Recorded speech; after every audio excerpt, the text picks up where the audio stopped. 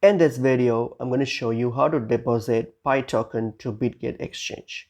So what you're going to do first is open up your Bitget platform. So just open up your Bitget, and then once you've logged into your Bitget here, click on the deposit option here. So tap on deposit, and then from here you can select wallets, and then from here search for the token name. So in this case, we're going to deposit Pi, so search for Pi.